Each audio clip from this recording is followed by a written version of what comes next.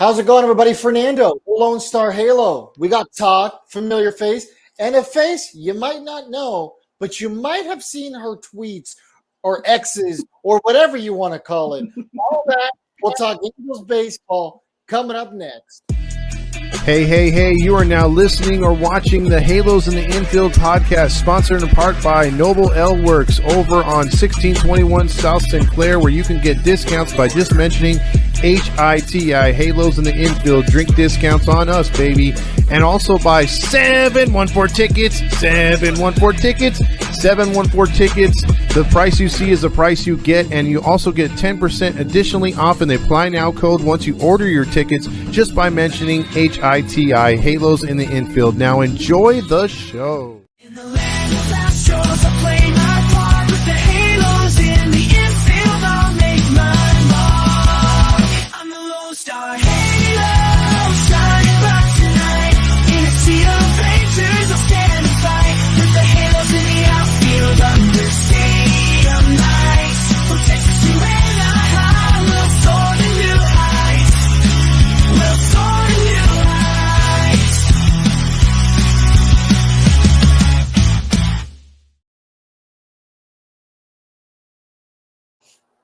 Hey, welcome into another episode of the Halos in the Infield podcast with your host Todd Fox and Fernando the Lone Star Halo, as you heard in the intro, and Katie's aboard. Say hi, Katie. Hi. There. Katie, what's going on? Angels fan extraordinaire. We want to hear a little bit about you as the Angels fan before we get started on the current state of our Angels. Sure. I mean, I guess today's as good a day as any to talk about this historic season. Not Hey, you can say that in now. a good way. Yeah. Not in a good way. Either way, history was happening today, whether it was for the Angels or the White Sox. And it happened for us. Yay. I mean, the one thing you can take out of it, Katie, is they didn't lose 100, and And we're not going to. That's the bar. We're That's not the bar. going to. Yeah. so we still have that record as far as being the only team never to lose 100 games. But Hey, something to look forward to next season, Todd. yeah, exactly. We can always lower the bar next year. But it's to Katie's point, before we started the show, she was like, hey, you know what? I heard your last show. Todd was like, oh, there's no way they're going to break, Hey, she called me out. She's absolutely right. It's my fault for putting faith in the team, right, Katie? Yeah, and you said we're going to take the series, and that also didn't happen in the least. Yeah. So maybe There's no way no more anybody predictions. else can get swept by the White Sox. I don't care how pessimistic someone is. I did not think we were going to get swept by the White Sox. Lost the game, maybe even lose 2 games. But to get swept is terrible, let alone getting thumped tonight. Yeah. Yeah. I mean, losing by a touchdown. But before we get to that, though, I got to ask you a couple questions. I'm sure Fernando's got a couple for you, too, after you're done calling me out and making me look bad. What everyone does. Welcome. Yeah.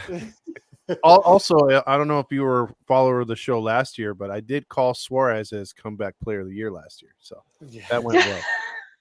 Hey, he kind of came back this year He because they did. sent him down. Yeah. Yeah. So by default, right. that is a comeback. There you go. But Katie, how'd you get started with the Angels?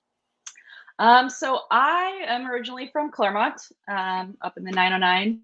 I was actually, our family were Dodger fans, because when my parents moved to California from Buffalo, they lived out in Santa Monica and Pasadena area. So we went to a lot of Dodger games. I was actually at Fernando Valenzuela's no-hitter when I was 6. I don't remember it though. And during that time, Mike Scioscia was our neighbor. He lived down the street, and he played for the Dodgers. And then in 1998, my dad decided that the Dodgers selling from the O'Malleys to Fox was the Dodgers selling out. So we switched to Angels. Interesting. Yep. Very interesting. Yep. So you and then, had of course, the World Series was a couple years later. So yeah, he kind of joined at the right time almost. yeah. So he didn't like the Fox Corporation, but he was good with the Disney. I guess so. Okay. Check. checking. It appears like you guys are a very Disney group, right? Because I mean, you do post a lot of like Disney stuff on your social media. Yep, I am a Disney adult. Oh, okay. You're not one of those that goes to Disneyland with like a biker jacket, right? No, I don't know. I don't have Okay. like the pins. Yeah, no. All Yeah, those motorcycle gangs. No, Those are I've crazy. been going since I was little, but now I have a daughter, so I use that as an excuse. But it's I'm not gonna say more fun going without her, but it's a different experience. You I would can argue say that it. it's more fun with your children because you get to see like their excitement and you get to live through them. Well, yeah, that's why I love it. It's magical. But then also when I go with like one of my best friends works there, so I go with her a lot. We eat and we drink and we just watch people. We shop, and that's fun too. That's fair. I will say this. Disney does get a little bit more fun when you have a Mickey's Fun Wheel. I had one of those because someone's like, "Hey, go try it." And I was like, back when it was just the Cove Bar. And I was like, okay. So I tried it. And after one, I was like, dude, there's no way this, it's just one drink. Disneyland became very, very, very colorful at that point. Have you tried one of those? I have not. No. They have a lot more mixed drinks there than you would think. So it's pretty cool. I know taking the kids for me is like you said, magical and everything fun and whatnot. But there's those times where you could go overnight, all night, or you could do just like, hey, I'm gonna hit every ride because you can't do that with the kids. You can't just go back and forth to your favorite ride, Because my thing was always, ditch the kids and go on Splash Mountain as many times as I could when they're doing the parade or the fireworks. So anyway, so you joined as an Angels fan back then, and now you got to see the World Series. You got to live through the playoffs and the social years. What has your thoughts been the last 4 years on this Angels, organization in general? The last 4 years or the last like 10 years? No, I would say 4 since the COVID, because I think, since we started doing all these managerial changes and stuff.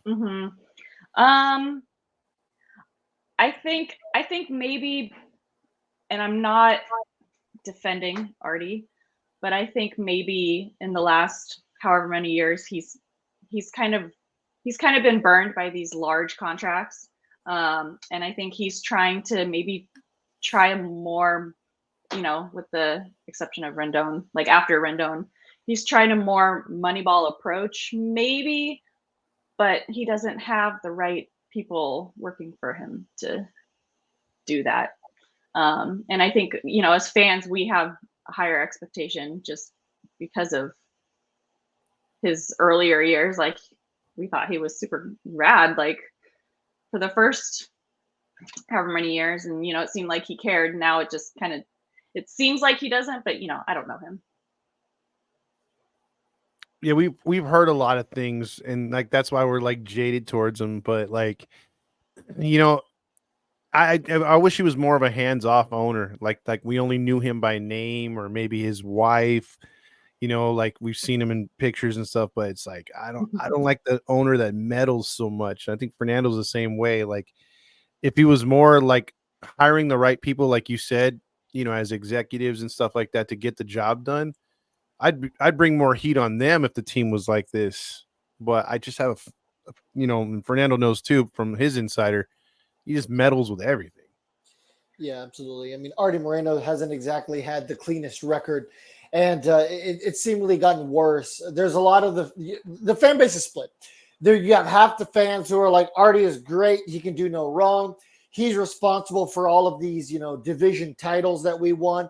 And then you have the other side of the coin, which is fans that are more so like Todd and I don't know what side of the fence you are on, but it seems like you're on more so on our side, where it's like, no, Artie was kind of just riding like the coattails of the Disney train. Those are guys, he was surviving off of guys that, Disney had drafted, developed, scouted with their baseball guys. And it seems like more so the last 10 years has been like Artie, like, okay, this is Artie's team now. You know what I mean? It's been Artie's team. It's been Artie's guys. It's been his friends. You know, Dennis Cool. I don't know. John Carpino. That's the guy's name. You know, all these front office people who continue to meddle. Is your family all pretty angry with the way things are, or is your family very much like, we're just going to go to the game, have a good time? Like, what kind of fans are they? They're probably more casual than I am about it, and they were like, "Well, I thought we liked him because he lowered beer prices." And I was like, "Yeah, that was like a million years ago, and they're expensive again." So That's fair. I still think that in comparison, I saw something that like the Angels still have some of the lower beer prices. I mean, you can still go there and get a $4 beer, right? Yeah. Can you? There's a couple spots where they have those like small cans of beer. Yeah, like okay. I think they're about $4.50. Yeah, as of last year, remember when we went post divorce, we rented a suite, and then I'm sorry to Swooey hear you and guys got divorced. Oh yeah, no. Todd and I are not divorced. And We're so Oh. close. We decided to get divorced at the same time, practically. yeah, exactly. Yeah. Well, I was gonna make a joke that even when you and I are divorced, we're still married. Yeah, there you go. anyway, yeah. So Swooey and I went to go find this $4 beer, and it does still exist as of last year. Yeah, and they do have a berry one, which I thought maybe it's not the most manliest of beers, but man, it tasted good. It tasted good. It was like in a purple pinkish can. I'm like, I'll rock this. I can see them. Hi, what's your cheapest beer, sir or madam? And they're like, this one right here. And he's like, what's this monkey shit? $4.50? Fine. And then here's Todd just drinking it. He's like, this'll do. I know. I'll be like, this better taste good. You're lucky. I remember back in the day, you could get 2 small 12 ounces, so 24 total, and it was cheaper than getting a large, which was only like 20 ounces, and that was like my hack back in the day. There you go. That would have been the TikTok hack back before TikTok was a thing. Yep. Huh? I didn't know. I mean, I knew that the hack was to get like 2 or 3 of the kid hot dogs, because that was like cheaper than buying one of the normal Angel dogs. By the way, what's your opinion on Hoffy hot dogs? Good or bad? They're okay. I knew it. Knowing that no one ever goes to an Angel game with a Hoffy hot dog and is like, oh, that's my favorite hot dog. I have never heard that. Never. Yeah, the one thing that I would have agreed was like before the Dodger dog switched, I did agree that Dodger dogs were superior. Now, whatever the hell they use for Dodger dogs and Hoffy hot dogs both suck. You know, Fenway Franks are also really, really, really good. See, I have not gotten to go to Fenway yet. So you're a bit of a traveler. What stadiums have you visited? I've been to Yankee Stadium, but that was just for a tour because it was like January when I was there. The new one? The new one, yeah. Okay. The new one. I've been to Boston a couple times to see the Angels play because my sister is a big Red Sox fan. I've been to Chicago, to Wrigley. I went there in 2019 to see the Angels play. And I've been to all 5 California stadiums. The Coliseum, RIP. San Francisco used to be called AT&T when I lived up there. I don't remember what it's called now. And then Oracle. And then, of course, Angels Stadium, Dodger Stadium, and I live in San Diego, or Oceanside, so Petco Park. And I also have been to Seattle a few times to see the Angels. Seattle's nice. I like Seattle. Yeah, it is. It's cool. It feels like a small stadium, especially when they close the top. Yeah. It's cool. I actually did my 12? bachelorette party there. Oh, really? Yeah. I also got divorced last year. All right. Oh, there you go. Should we just make her part of the team now or what? Gang. We got a divorce gang. Yes. Okay. Yeah, right. Yeah, I don't know if that's something we should be celebrating on air, but it's okay, guys. It is okay. This is a safe space. Okay, so that's 12. Did I count correctly? It's 9. 9? Well, your math is way off. No. 5, 6, yeah. 9. Okay. Yeah, my math is wrong. The math ain't mathing. It's Yeah. it's the Texas school system dripping Oh, through yeah. my head.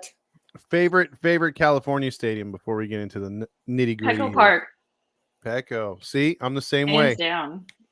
Out of the California stadiums, that's my favorite. I have Oracle ahead. I thought you were just- going to go to Coliseum, but Yeah, Coliseum. Hey, I don't have. I did not have Coliseum last. I have Tropicana Field as the bottom of the stadiums I visited, but we will get to talking about Oakland. Okay, so who was your favorite player when you first started getting into the Angels? Probably like Garrett Anderson,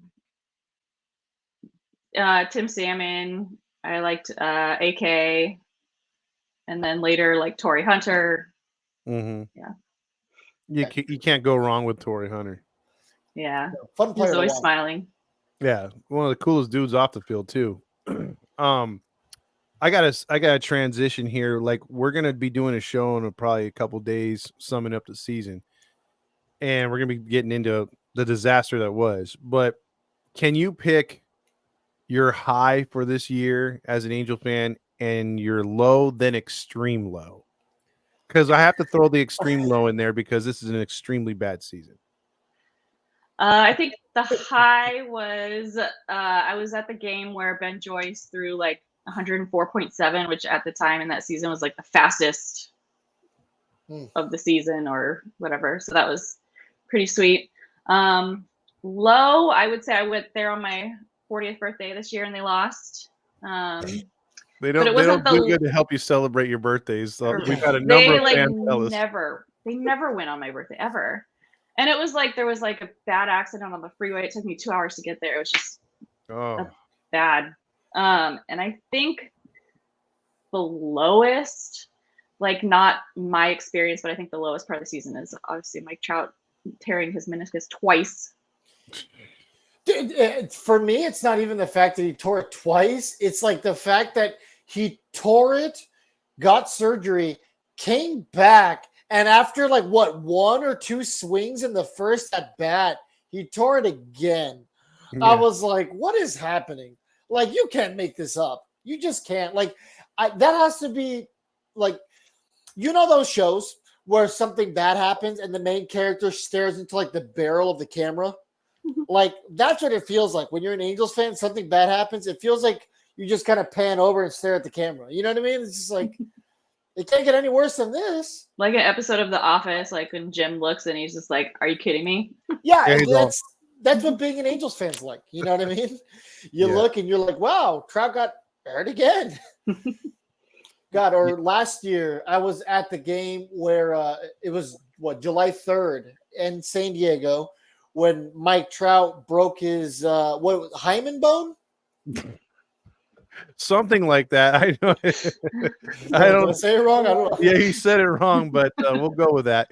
The But bone in his arm. good night, everybody. No, Yeah. I thought that was yeah. I had never heard of that particular bone, and when he broke it, I'm all only us. Only us. And then Tanya got hurt that series too. Both of them got hurt in San Diego. Didn't Yep. Rodon also get hurt? Didn't like all three of them Probably. get hurt within like 3 games? I Yeah, mean, I he's think that probably was the getting hurt game where right like now. Yeah. So. yeah, they activated him from the IL just so he can get hurt one more time. Rendon was 2 games away from playing the most games he ever did as an Angel, and he couldn't even give us that this year. Yeah, thoughts on Rendon?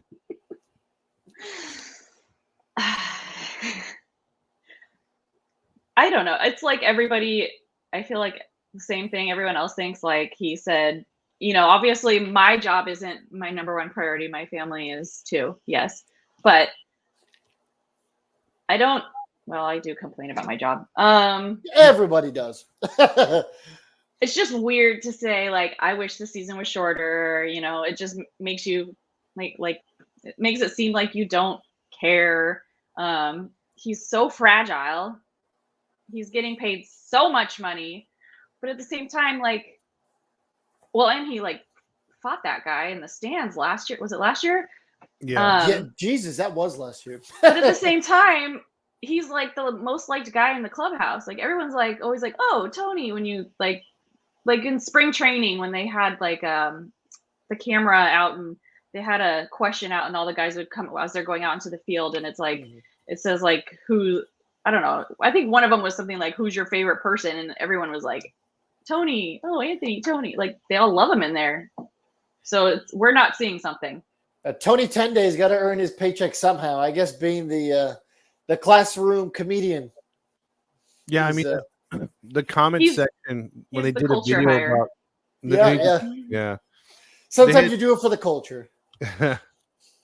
they did a video where it was like they were asking Moniak and I think it was Neto like what does Tony do for you guys, and they were like giving the most blandest answers, but they were trying to be hyped for the video. They were like, oh, he teaches us so much. It's like what to be injured, utilize getting paid with not working. I mean, I don't know. Yeah, I mean, we've talked at nauseum about the fact that it's not a hot take to say that your job isn't your top priority, your family, God. Okay, that's, let's be honest, that's a cliche answer, right? Everybody, when it really boils down to it, none of us would probably say that our jobs are top priority, unless you physically own the company, and at that point, it kind of has to be your top priority because then you can't support your family or other people's families. As a result, nobody else's job is their number one priority. It's their family, it's their friends. Yes. But when it's Anthony Rendon, of all people, saying like, hey, the season needs to get shorter, it's just a bad look. Even a guy like, our ex-boyfriend Shohei Ohtani, if he were to say that, like, okay, the guy was healthy 95% of his time here in Anaheim, he can say that and get away with it and nobody's going to bat an eye. You know what I mean? Ellie De La Cruz of the Reds, someone like that who's like a top young up-and-coming player. Paul Skeens, if he were to say, hey, I wish the season was shorter. Okay, cool. Who cares? But it's Anthony Rendon. Like, how much shorter do you want the season to be, buddy? Yeah. This guy's probably hoping another pandemic starts. And because of that, we're going to get flagged, demonetized by YouTube. They're going to be like, oh, he said the P word. He said the P word. Well, I got to ask you this too, Katie, like how the season went this year before we get into the meat and potatoes. Like I said, we've been dancing around that, but the Ohtani factor, do you still find yourself rooting for him since Fernando brought him up as a Dodger, or are you anti-Dodger like we are? Oh, I'm very anti-Dodger. However, one of the worst mistakes the Angels have ever made in their entire history is not trading him. And so I'm not mad that he left and is, it was crazy. Okay, he's with the Dodgers, like, damn it. And then it's like he's deferring how much of that, and he's only getting paid $2 million. What? And then so it's like, yeah, good for him. And then the whole gambling thing happened. I'm like, no, he's perfect Angel. He's innocent. I was still rooting for him and for the Dodgers to fail. But now that social media has just like literally shoved him down everybody's throats, I'm kind of like, okay, go away now. Like, good for you. I don't want to see you again. And it's not because of him. He's having a crazy season. Absolutely. I mean, I think we all have to agree. I mean, the guy is the most talented baseball player to ever play. I mean, we've said it before. As Todd and I have said for years on this podcast, like, our words are forever. I mean, we can't go back and delete those episodes where I said that.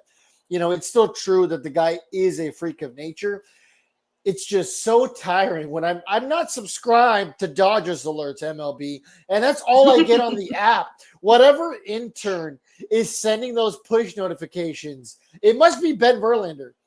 I don't know what other excuse there is, because, I mean, Ben Verlander's like, Ohtani farted.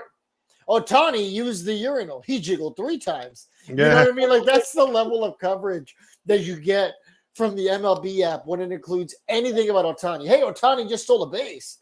Okay. I understand when he hit the 50-50 plateau, I get it. That's a notification that I expect, right? Or because, Jackson Merrill is, just hit his 25th home run. He continues to solidify his Rookie of the Year campaign. Okay, these are big notifications. I expect that kind of stuff from Major League Baseball. But Otani just swiped his 53rd base, his 54th base. It's like, I don't care anymore.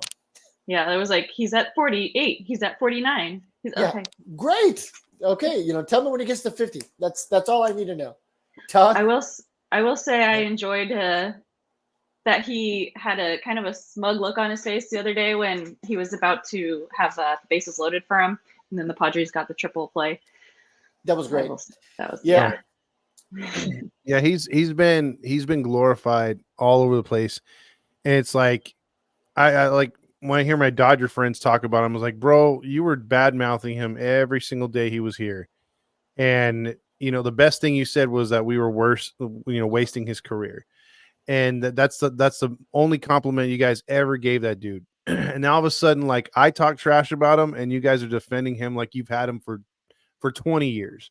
So I laugh at that, and I'm hoping, like you are, Katie, I couldn't disagree with your takes, that they go down in flames hardcore like they usually do. So that would be great poetic justice, because again, I never, when they always preseason pundits come out and say, oh, Dodgers are going to win the World Series this year. Oh, they're going to make the World Series. I'm like, dude, who cares? Like they could win 150 games. What are they going to do in the postseason? Padres Dodgers are still tied for the record, as we currently are talking. So, I mean, because I think the Dodgers clinch the division if they win tonight. Yeah. I will say this. Todd and I talked off air, and I'll admit this publicly. I told Todd I kind of want the Dodgers to win the division, and the only reason for that is because the Dodgers don't do well when they win the division. So with that being said, the wild card team typically makes the World Series. I mean, look at the Rangers last year. They were the wild card team. They won the World Series. Every single Giants team that won the World Series, wild card teams. So my point is, I think that if the Dodgers win the division, their last 3 against the Rockies, they're probably going to rest their guys. So that means, and obviously they're going to have a first-round bye. That means they could go like a whole week without playing meaningful baseball, where it seemed like the Padres, the Mets, the Diamondbacks are going to stay hot because they have to win to advance.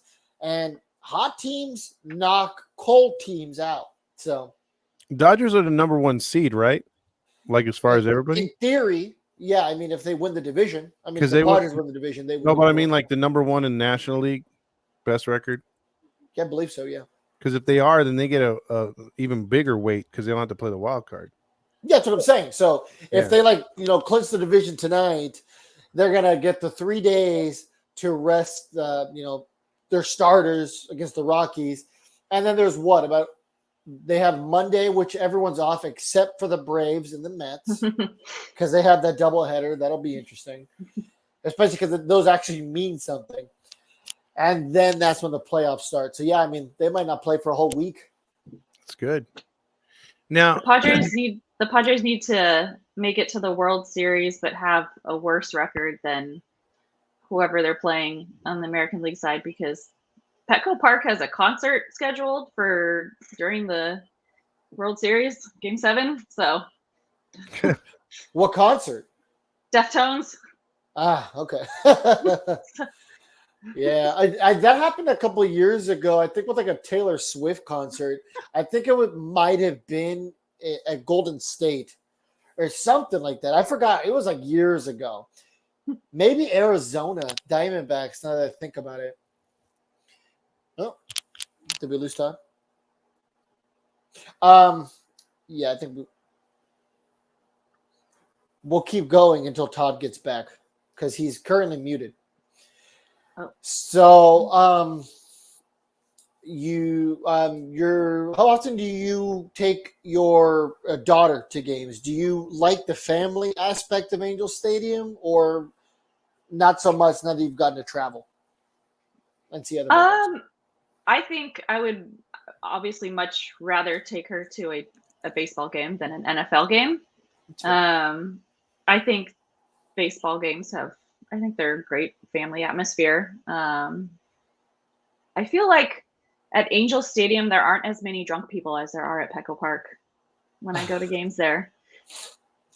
That's fair. But in the same breath, I feel like Petco Park, there's more for kids to do, right? The whole You know- the playground, yeah. Yeah, how is have you been there this season? Yeah.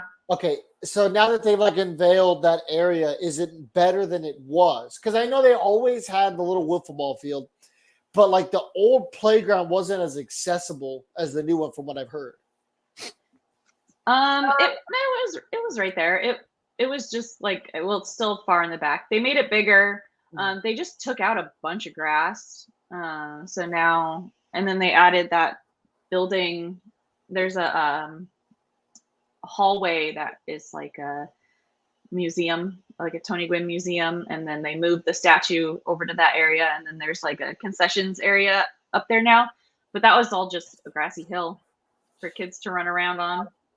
Okay, yeah, I But, grew up yeah, I in mean, they San still do. Diego, so I remember getting those cheap $5 tickets, sitting in the grass or sitting down in like the sand pit when it was just called like the Mhm. bleachers, because that's what my family would do. You know what I mean? They'd pay $10 a ticket, and I would just sit down there on the sand because they only let kids sit down there back then. Mhm. Yeah, It those. wasn't that long ago that the park at the park was only like $10 to sit in. Now it's dynamic pricing, and you can't Yeah, get in there for ticket prices have super gone way up. Yeah, that's what I hate about like Padres fans now, because I mean, I'm seeing all this stuff about like, oh, they just broke an attendance record, and Mhm. tuning in and watching a Padres game now, like the stadium's full and everyone's wearing Padres jerseys. And as somebody who grew up in San Diego, going to like Qualcomm and going to the very early years of Petco Park, I remember when Padres fans didn't exist. I grew up in Mira Mesa and La Jolla, Mira Mesa, Scripps Ranch. Like I grew up in basically that whole strip there. And I lived in San Diego for 20 years. And the only reason why I didn't love the Padres as much as I loved the Angels was Padres fans didn't exist. You went to a Padres game and nobody was there unless they gave something away. And I don't know if you went to games when Petco Park was first around, Katie, but people didn't wear Padres stuff. You'd be hard pressed to find anyone wearing a jersey unless it was a giveaway jersey. I went a lot. I moved down here in like 2009, so Okay. I went a ton in 2011 and 2012 because I had friends that worked for the Padres. And it was a joke that it was like they would only sell out when the Giants, Or the Dodgers, or like the Phillies came to town. Yeah, the Red Sox, the Yankees, when those Yeah, happened. Okay, but yeah, now so it's you like people are remember. wearing Padres jerseys, like not at games, just all around all the time. Yeah. Because I mean, in 2012, you had people wearing like Chase Headley jerseys. You know what I mean? Like it was the free Chase Headley Welk Resort jersey that they gave out, and like that was it. It'd be a bunch of bros with their flip flops, their giveaway jersey, and pounding beers, and that's what Petco Park was until like I want to say post COVID. That's kind of when like they developed a fan base, and the Chargers leaving was probably a large reason for it, right? I mean, there was a giant void. There's no hockey team besides the Goals, and even the Goals are relatively new again. They went away for years. The rebrand helped too.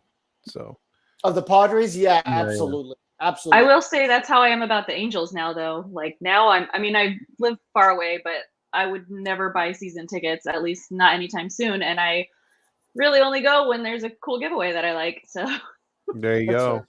That's fair. Now- I had Angel season tickets for 5 years living in San Diego, so I would like commute, and Oof. I was living in Mira Mesa. Yeah, that's a drive.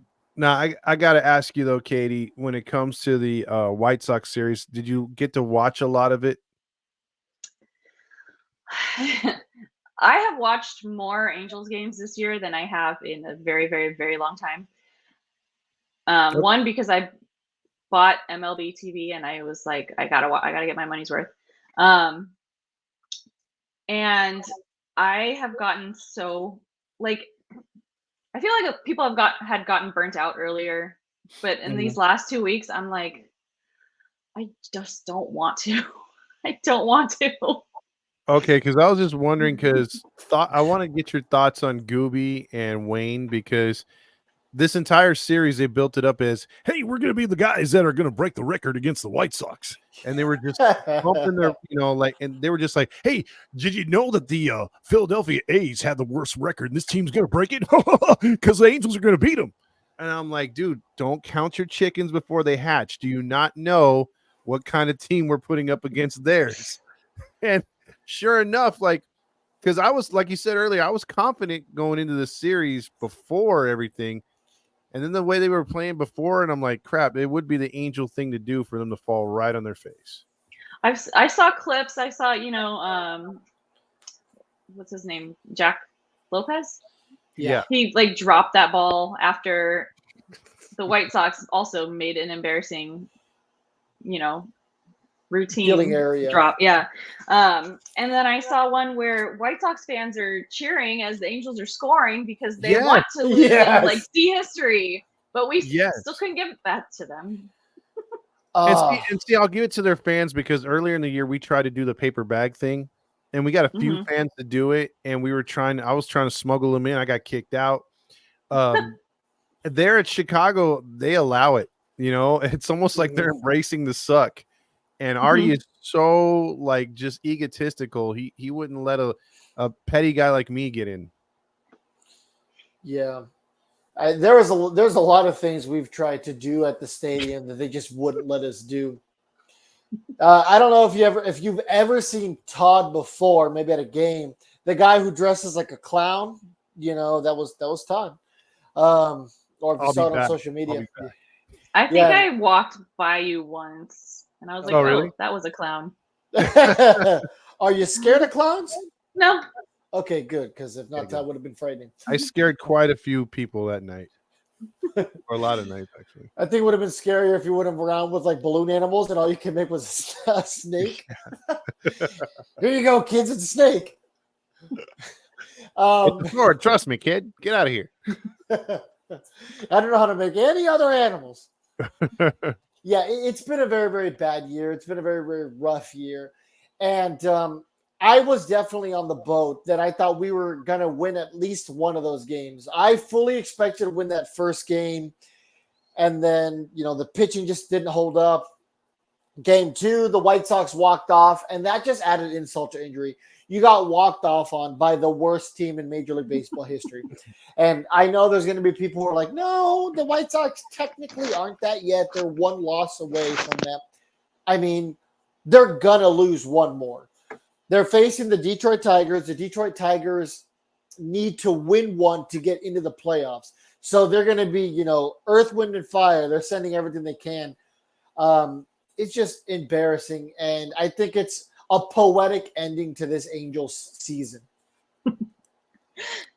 I also missed for the last 3 days the funny White Sox final score tweets. Oh, yeah. Thank you, Angels, for helping that out. Here's the thing. Like, I put in our group chat in James Malou from James Squared because I said, man, how does it feel to get swept? We're the only team to get swept by the White Sox. He's like, no, the Rays were swept earlier in the year. And I said, oh, okay. And then I looked, and the Rays wound up sweeping them later. So, but we do have one thing on everybody. We're the only team to lose a season series with the White Sox. So we have that. We lost 4 and won 2. That's once again poetic justice. So let me ask you this, Katie. As far as this team, what are the couple of bright spots that you have seen as a fan that makes you hopeful for maybe not even necessarily next season, but I would say the future, that maybe all of our children won't have to wake up or won't have to get raised and see this mediocre franchise over the next 10 years. Eventually, they might get to see some money like we did growing up. I think, obviously the young guys, Neto and O'Hoppe and Ben Joyce, and if he doesn't blow out his whole arm, and even Caden Dana, is that how you pronounce his name? Yes. I think he'll figure it out eventually. And Christian Moore, I think like that's exciting to think about. I think a bright spot on this year that is not helpful to our future was Kevin Pillar. Mhm. You know, he came in from the White Sox, right?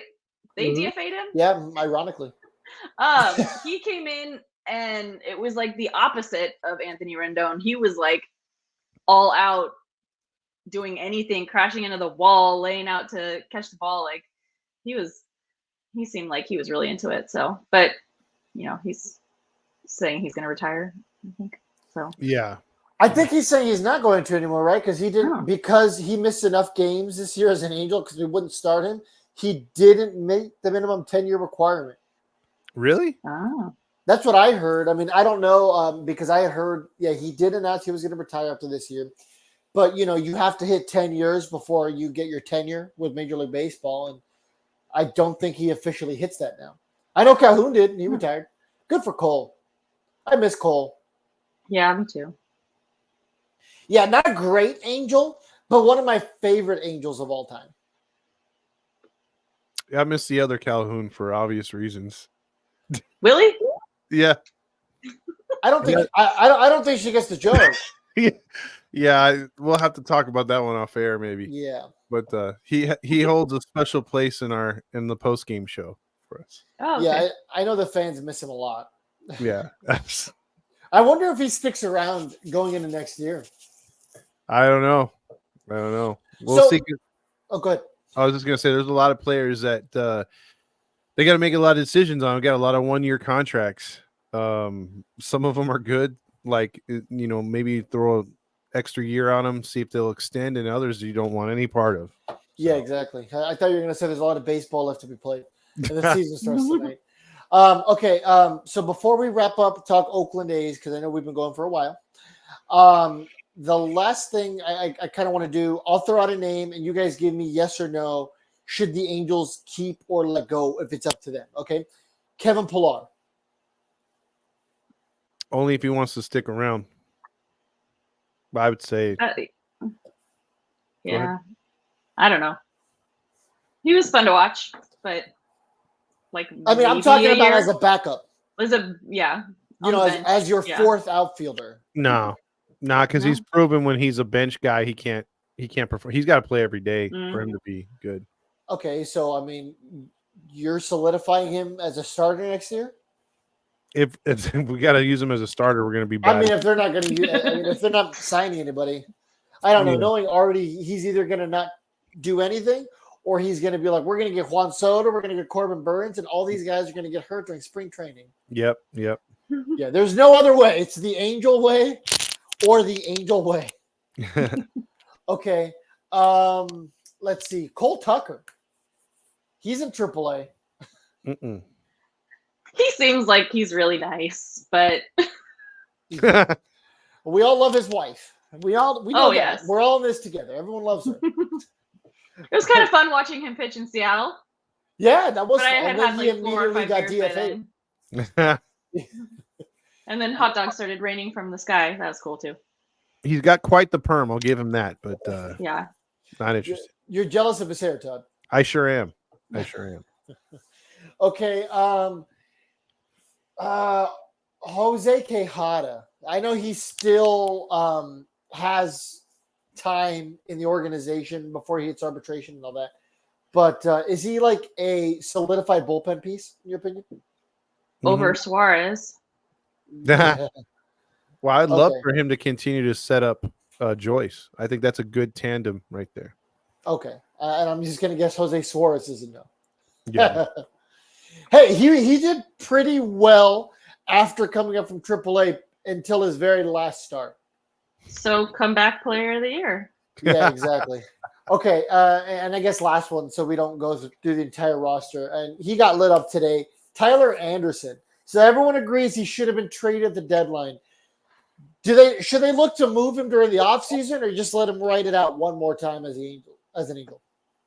Tell him to pretend to care like he pretended to care this year to the All-Star break, and this time we'll trade him. Because I don't think his stock is high right now, and they're not going to get nothing for him. I don't I think don't his think it stock's going to be was- very high at the trade yeah. deadline. Mm-mm. Well, they were 'Cause he's also older, right? Yeah, he's older, but I think they were asking for too much. How old is he? I think he's like 33, 34. Which, I mean, for a pitcher in Major League Baseball, I mean, that's aging. Yeah. 34. December 30th, 1989. Mm. Yeah, I mean, the time to trade him was this trade deadline. It was a missed opportunity. I mean, we all said it. Every Angels fan said it.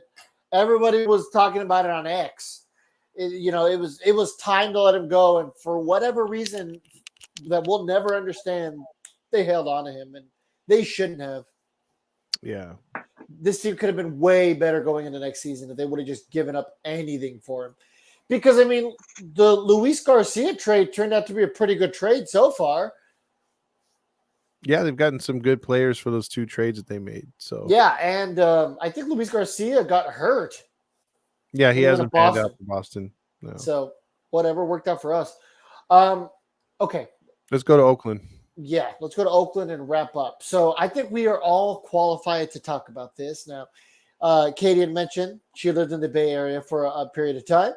Todd was a Seattle Supersonics fan, so he is well aware of what it's like to have your team ripped away from you. And I am an Arizona Coyotes fan.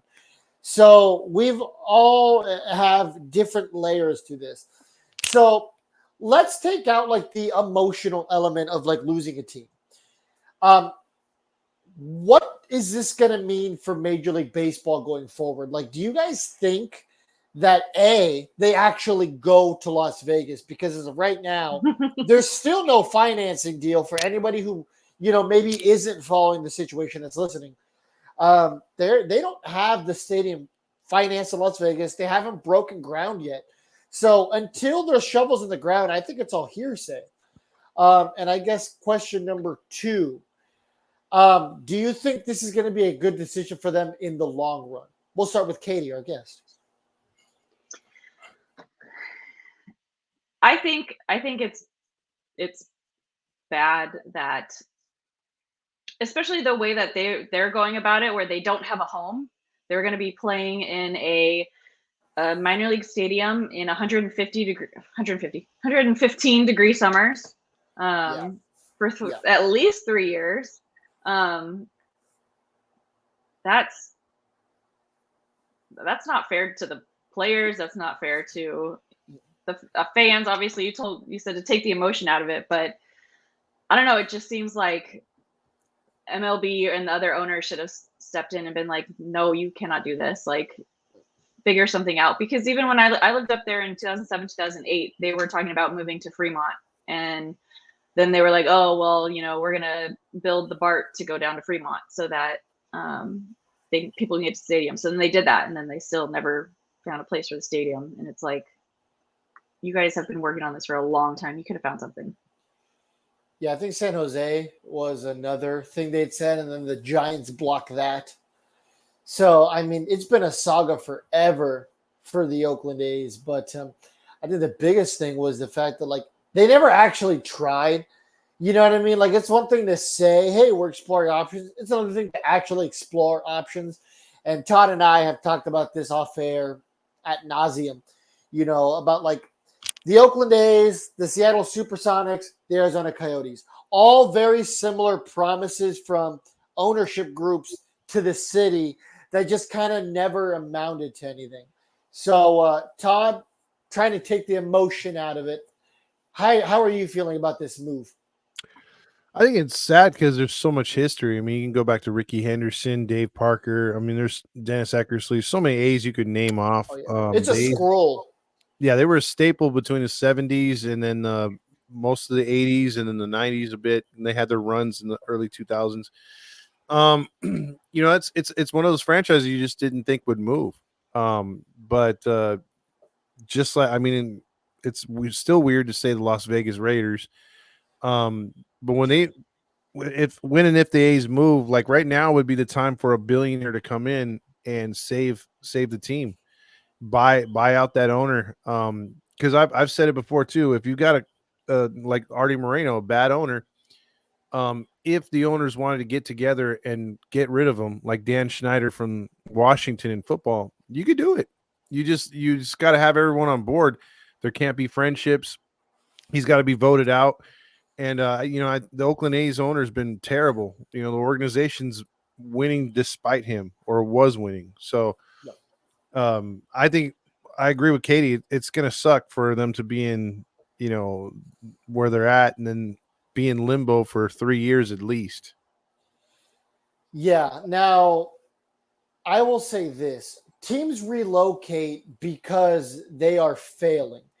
And at the end of the day, I don't think the Oakland A's are failing as much as even my Arizona Coyotes were. The Arizona Coyotes were on life support for years, and that's something that me, a diehard fan, can at least admit. People will say whatever they want about the Oakland A's, like not having fans show up to games, but any baseball fan, or really even just somebody who pays a little bit of attention to sports, knows that there is a devoted fan base in Oakland. When Montreal left, the Expos left to go to Washington and become the Nationals, there was just years and years and years of nobody caring in Montreal. It just wasn't viable anymore to be there. But Oakland has proven for decades, and almost centuries, for decades, that if you produce not even a winning team, just an average team, the fans will show up. I remember the days that really weren't that long ago. The stadium was sold out for playoff games. They were in the playoffs, 3 years ago? Yeah. Mm-hmm. When they still had like Chapman and Matt Olson. Like, that wasn't as long ago as it feels. And I know a lot of Angels fans have started to say it on Twitter. And I think we can probably all agree here that I think part of us is a little afraid, because what seemingly happened in Oakland is kind of happening here. You have a fan base who loves the team. The Angels' attendance really isn't down that much. I think we're ranked 13th in Major League Baseball in attendance for one of the worst Major League Baseball teams of all time. Let's call it what it is. It's the worst Angels team ever, but it's one of the worst baseball teams ever in general. There's no Ohtani and really no Trout this year, and fans are still showing up for, whatever BS the organization's giving. So I think a lot of us are scared because, is that the ghost of Christmas future? I don't know. Yeah, especially with all the stadium issues and Exactly. talking about moving him to Long Beach, which isn't that far, but it's farther for me. Well, but see, here's the thing. It starts with Long Beach, and then it ends with us going to Portland. You know what I mean? It starts with, Fremont, San Jose. We're just going to move down the road, guys. And all of a sudden, no, we're going to Vegas. They've already changed the name to LA. If they went to Long Beach, I wouldn't be so mad. Although losing Anaheim Stadium, all the memories I've had there, that would hurt. Yeah, Todd, we're going there and ripping out seats. Yeah, some of the people did in Oakland. Absolutely. Do you think those people got away with it, by the way? Yeah, I don't think anybody cares. Do they prosecute in Oakland in general? No. So I'm pretty sure they got away with it. That stadium was a shithole in 2007, 2008. The fact that it's 2024 now and they're still there somehow, I don't know how that thing's standing. Did anyone rip out one of the urinal troughs? I know she probably wouldn't know anything about that, but did anybody do that? They had to have. I don't think you have anyone that sentimental about that place. Quick, grab the troughs. Yeah, it's like, hey, come to my man cave. Check out the trough. Can you imagine that here in my man cave? Oh, no. Yeah. So I think that's partly why Angels fans are terrified, because just like Katie had said, it's, we're trending in that direction. It's going to the stadium's falling apart slowly but surely. And once again, ownership's not even putting lipstick on the pig anymore, because for a little while, they were putting in new tiles every year. They were fixing up the bathrooms. And now when I went, I have to hear from, the various ladies, when we went with Courtney or whoever, my mom, my sister, I couldn't use the bathroom because the doors don't close. I don't know if Katie can vouch for that, but I've heard that a lot of the women's restrooms, I know a lot of the men's restrooms don't even have doors. Yeah, there were a lot of issues this year. I feel like the first game I went to, nobody had napkins, and they were literally telling us like, just go get some paper towel. Like the vendor people were telling us get some paper towels from the bathroom because there were no napkins. The Wi-Fi like didn't work like all year, pretty much. Yeah, it's starting. It's starting. Next time you They're go gonna to move them to Oakland. next time you go to the stadium, let me know. I can probably get you the press Wi-Fi code. Well, we already started with the food trucks too, because that's what Oakland did years ago. They started with the food trucks so they wouldn't have to use their own concessions. Yeah. Stuff started to rust. We still have Edison International Field on some of the chairs. Well, I mean, we've had that. I'll say this: if the team ever like just relocates, I will personally go there, and we're gonna have to chain ourselves and be like, "You guys cannot destroy the stadium." I'll tell you what, they leave the state, I'm out. I can't root for this team in another state. But if they were to move to Irvine, Long Beach, something like that, I'm staying full. As long as I can get to them somehow. Yeah, but if they're out of state, it's like, dude, I can't do that. I know for a while they talked about Tustin. I would prefer that. That's where the traffic starts. Yeah, Yeah. right at Actually, Jamboree. there's traffic everywhere, but that's where it gets real bad. Right when I'm almost there. No, it's not too bad for you because I mean, depending on what side you live in, Oceanside, you hop on what is it, the 52. You get on the 5, and then you don't really get anything till you get to like Jamboree. Yeah, Well, that's where it used to, but now they're doing construction and like Mission Viejo and yeah. Yeah.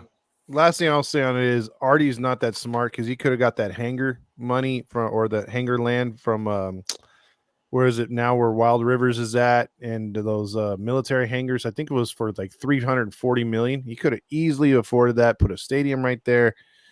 But no, that's all been developed.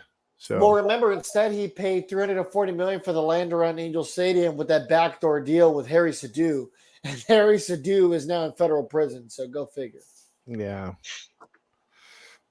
We just need to catch Artie with 1,000 cases of lube, and then we'll be on to something. We'll have a new owner in no time. Yeah, whatever it takes for him to sell the team. Exactly. All Well, right. Katie, we really appreciate you joining the show, and we hope Thanks that for having me. we hope that you will come on again with us if you enjoyed your time. Of course. Fernando.